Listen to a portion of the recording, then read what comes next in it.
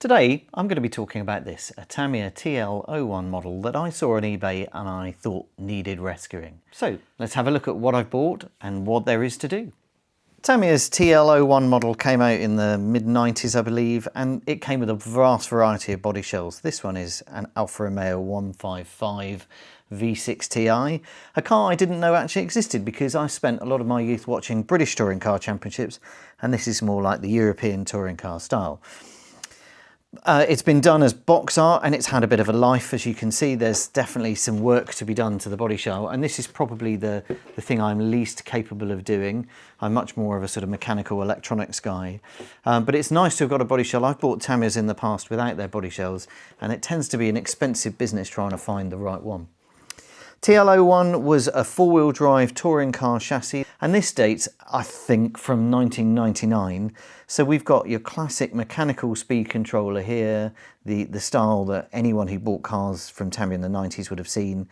And then we've got your, again, classic combination of ACOMs or ACOMs radio gear with two servos, one doing steering, one doing the mechanical speed controller, regular receiver with the original crystal style, and a silver can motor. Condition for this one though is pretty good. It's definitely been run, and I'll tell you, the previous owner was definitely a smoker because this really smells of cigarettes.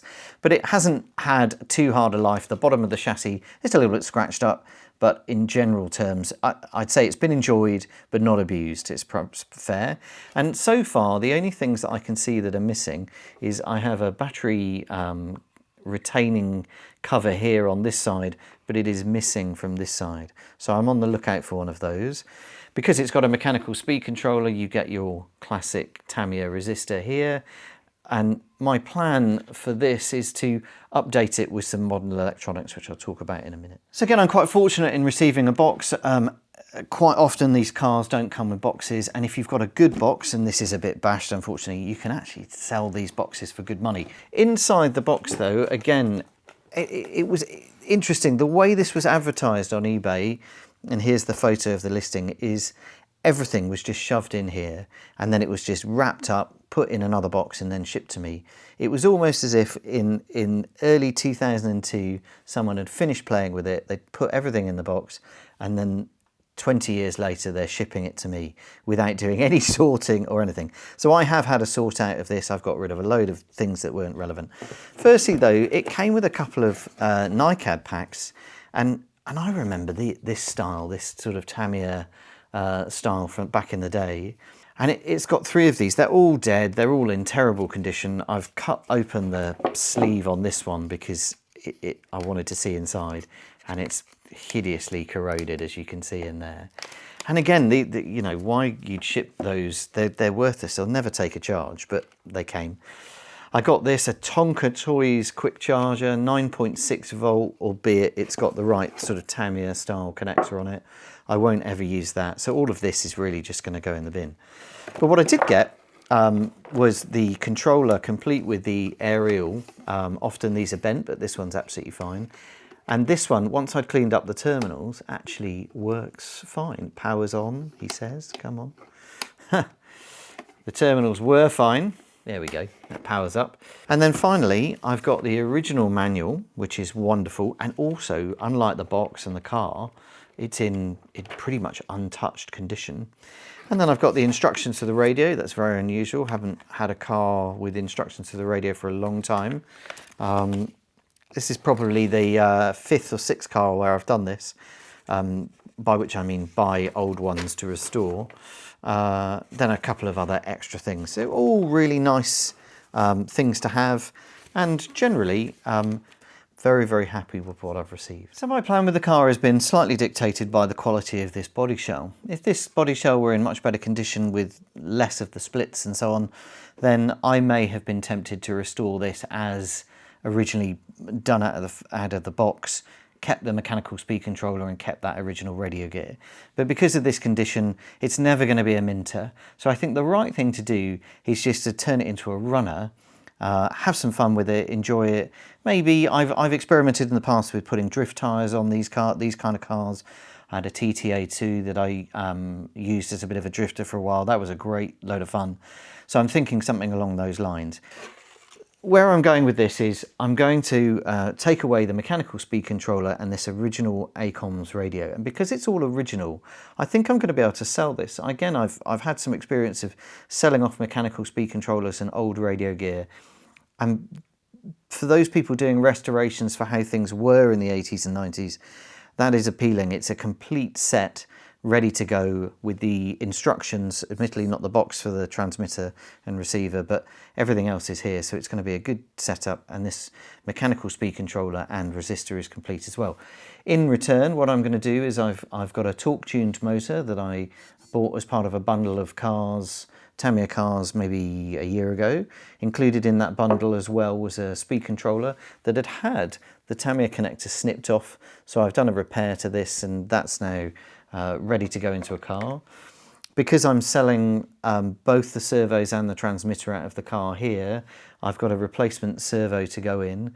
I'm also fitting 2.4 gigahertz radio. This is a Carson transmitter, a receiver, sorry, to match with my existing Carson transmitter that I use on some of my other models. And then finally, the old classic. This car came with the original plastic bushings and was never built with ball races or ball bearings. So I've ordered a kit for TL-01 to go in here. And that's a good thing to do. Anyway, it sort of effectively forces me to strip down the car a little bit to fit those, and I can do all the cleaning and the greasing and the checking inside the gearboxes and so on. So battery in, radio gear on, let's have a look.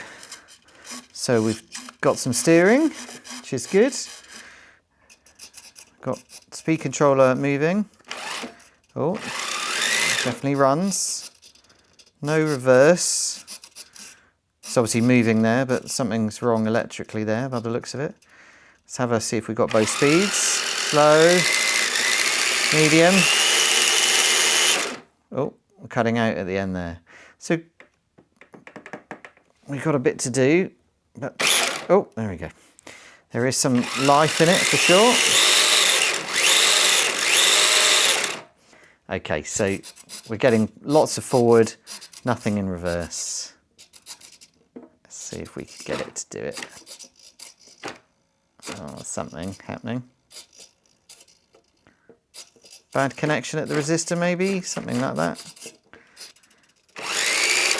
Diffs all look good too. Obviously they'll get re-greased as part of the refresh process.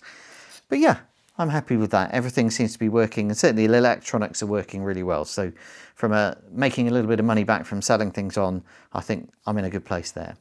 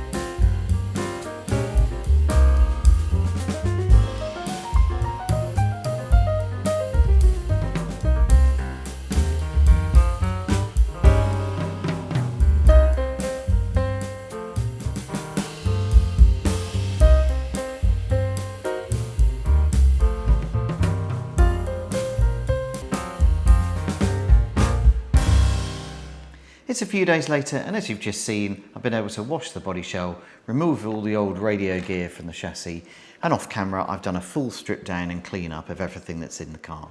One or two other things to note as part of the strip down is that I'm absolutely going to need some new tyres. These are 25 years old, so that's hardly a surprise. One of them is split on the rim.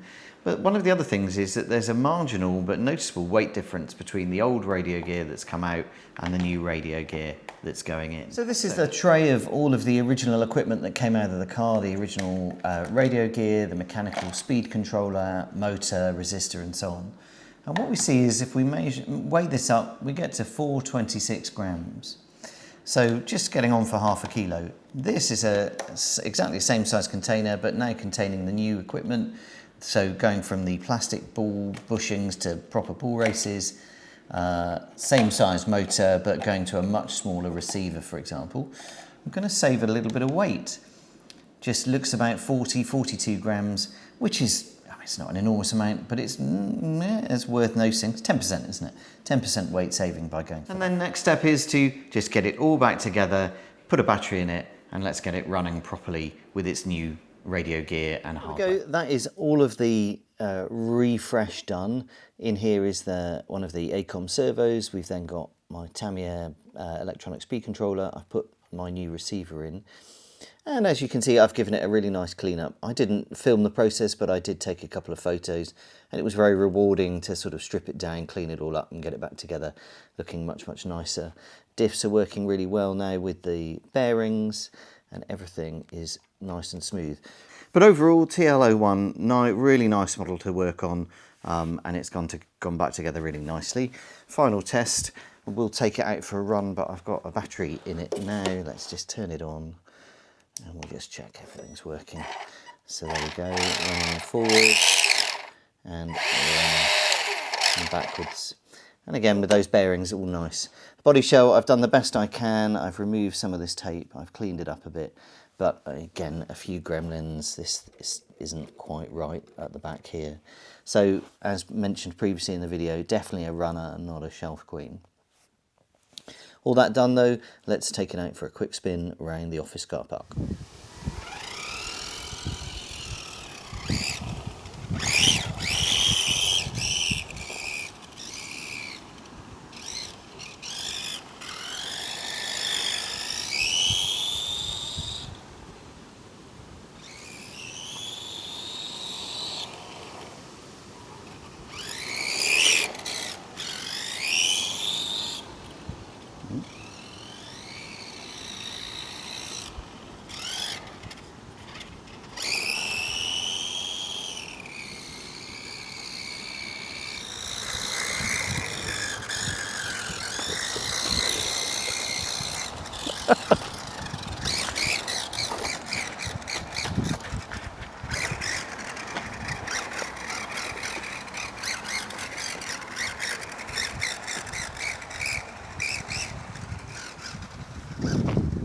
As you can see there, that model now running really nicely, and it's been super rewarding to take this very scruffy example and get it back up into this condition. It still needs some work, some of the things I've pointed out of course, but generally I'm impressed with the TL-01 platform, and as I mentioned before, my plan is to maybe run it as a drifter and just have a bit of fun with it, and then in a few months time sell it on and when there's another project that comes by my way. And I suppose the point really of this video is to highlight that if you're like me and you've enjoyed growing up with these kind of things when you were much younger and now you're an adult, there's still just as much fun and there's just as much reward to be had from making them better and bringing them back to life. So I hope you enjoyed this video. I've hoped you enjoyed having a look at the TL-01 with me as part of this refresh process, and if you have, send me a comment, hit that like, and I look forward to coming to you in a new video very soon. Thanks and goodbye.